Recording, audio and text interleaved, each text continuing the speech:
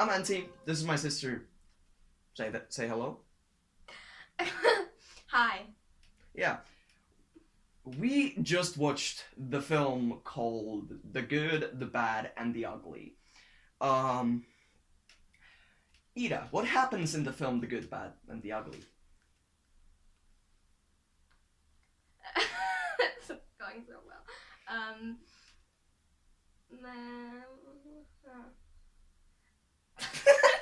Well, basically, this is a western where there's three different people.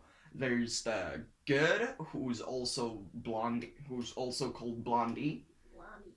Then there's the bad, who's this like, was it Angel Eyes? His name? Yes. Yeah. Angel Eyes. Yeah. Yeah. And then there was the ugly, which is like this kind of an asshole character. Whose name is Tuco. Yeah. I mean, I enjoyed his character. He was just like so like he was so like how could I say it? Well, to me, he was kind of irritating, but yeah. Yeah. So basically what happens is that there's this like gold hidden in a grave, and all of these three are after the gold, and then there's like and then they go to this adventure full of dangers and like a bunch of shootouts and like backstabbing and stuff. Yeah, and they mostly try to kill each other most of the time. And Angel Eyes is the one who like actually knew about the gold at first. Yeah. But then and he was looking for this guy called Bill Carson. Bill Carson. Yeah, Bill Carson. Who knew where it was because he buried it. And but Tuco and Blondie found him right before he died, and he told them, or actually he told Tuco where it was buried, but but he told Blondie like the name of the grave, so it like. And actually, while Tuco was trying to kill Blondie because Blondie had tried to kill Tuco, yes. So Blondie was trying to kill Tuco because they had this kind of deal where they because Tuco was wanted and he was gonna be hung. So but each time Blondie would get the reward and bring him in, and then he would set him free, and they would share the money. But then he decided to actually kind of backstab him and leave him to the desert. But he still survived. And then, like, Tuco decided to do the same to, Yeah. To Blondie. Yeah. Basically, that's the setup for the whole film. And it's like... like, firstly, it's super well shot. It is. Like, and I like the fact that, like, this is, like, it's like kind of like slow film. It is a very slow-paced film. It uses a lot of like silent moments. Yeah, this is like nearly 3-hour film, but it never gets like really boring. It never does. Cause like you know like the best part of the film is that the Sergio Leone knew how to like build up tension, and he like played with like long wide shots and like Then close-ups of face. close-ups. Yeah, extreme close-ups, and like he like used music and like wide shots and like beautiful scenarios and like places, and it was just like it's just like a so good film. They had a really nice backgrounds, really nice landscapes in there, and I think the place where it was shot was just perfect for the film. Yeah, and like what I heard, I'm not sure is this like 100% true, but like I heard that Sergio Leone shot the whole film like on the spot. He didn't write down any notes. He just like went with the feel of with the flow. Yeah, he went with the flow, and it's kind of cool actually. And you know, like with this film, well, the score, it's absolutely beautiful. And you know the classic song, it's like, I don't know, I just get the chills every time I hear it. It's like super good. And like compared to like modern films, what you know like new MCU films or something like Yeah. that, you know like Endgame or something. Um, Endgame is also like about like 3 hour film or something like that. Yeah. And like in every single shot, it has to be like super snappy and like Super fast. super like, fast, a just, lot of CGI, a lot of explosions, and like, Like- all that. And in this film, there's none of that. Like, okay, there are some action scenes and some Yeah, of blood, course. but like, it's really just like basically world building, and it's basically like these characters interacting with each other, and it's just like way more entertaining than like basic MCU film. Yeah, and the interacting isn't that they have to talk all the time, because, like I said, they use a lot of silent moments where they don't speak at all. But it just their actions kind of speak more. Like, for example, one of the first shots, like where we hear speaking, like before it, there was where the Angel Eyes goes to this man's house.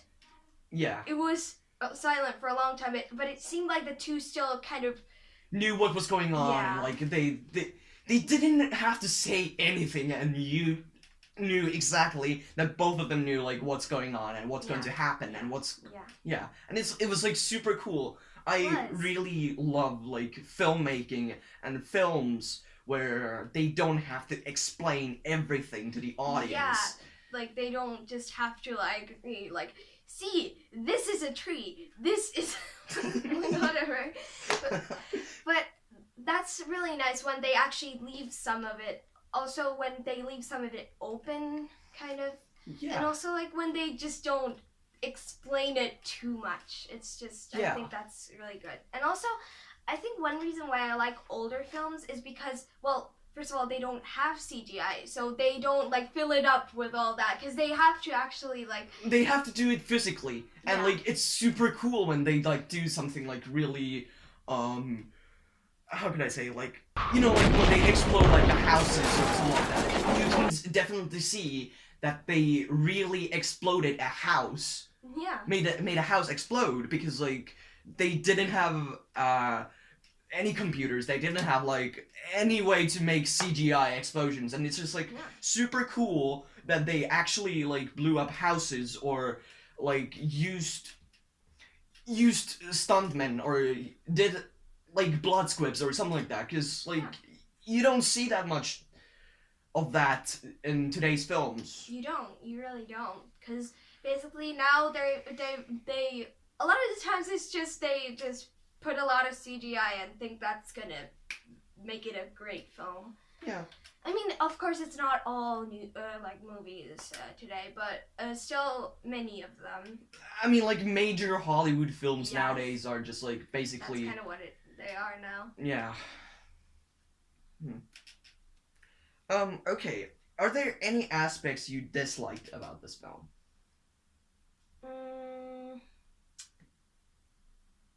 Well, right now I can't get one in my mind.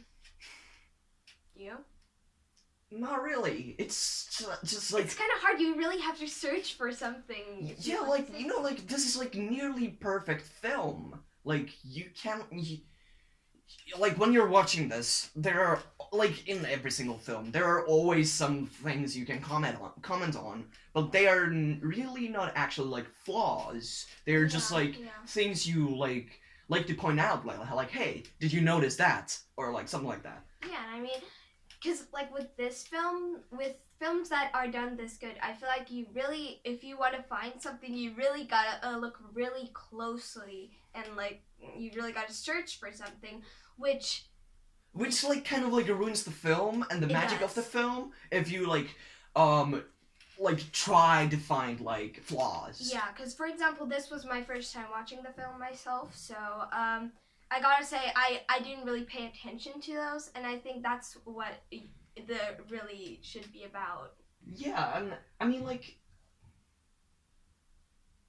the magic of the film is the aspect that makes this film nearly perfect is like, you know, like okay, we mentioned it already, but the way how the film is shot, Yes.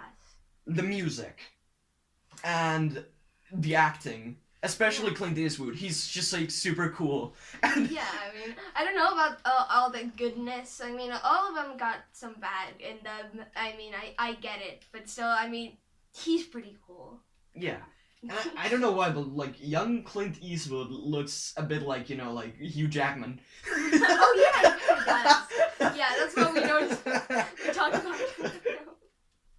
Oh, by the way, did you notice that like even though like Clint Eastwood Blondie is like the good, he's still the one who kills most of the people in the film. Yeah, that's kind of interesting about it, but you still kind of get the good vibe, like the good guy vibe in it. It's weird.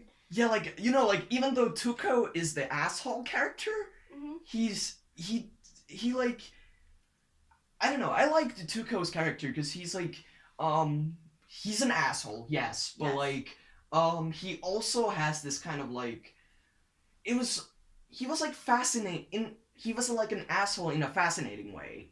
Like he was really interesting character because like first he's like an hey, I'm gonna leave you die because you did the same, and then he's like oh shit, you got the gold, you know where the gold is, so I got to be your friend now, and like he's always just like I'm lonely, I don't have any friends, and it's like I don't know, there's something in the character that I really love, especially you know the bathtub scene.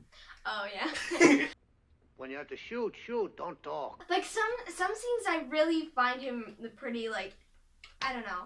I find him like a interesting character, and sometimes I just find him like a huge asshole. Oh yeah, and you know, like in the beginning of the film, the like when it establishes the character of Tuco. Yeah. It's just like so good. I absolutely love the scene because like there are these like three guys. It started with like really cool close up of this one character, and like then there are like cool wide shots establishing that there are like these three guys. It seems like they are going to fight each other. Yeah, But then they go to a house. You hear shooting. The glass breaks, and then Tuco comes out, Yeah. and like it's like Then there's the title, The Ugly.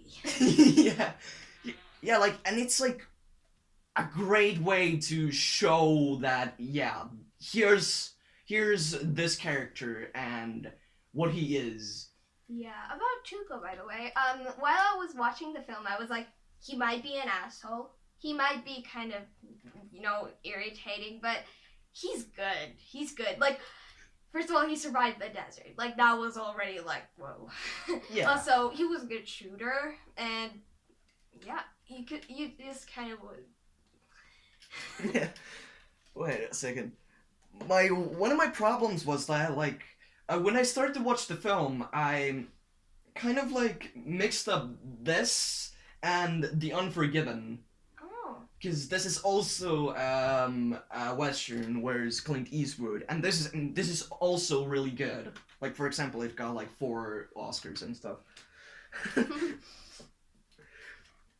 Yeah, but like when I watched this, I remember, oh yeah, this is the film where this happens, and this is and like, yeah, and like compared to like all like American westerns, Yeah, it's very different. it's way different. For example, firstly, they are the spaghetti westerns like this.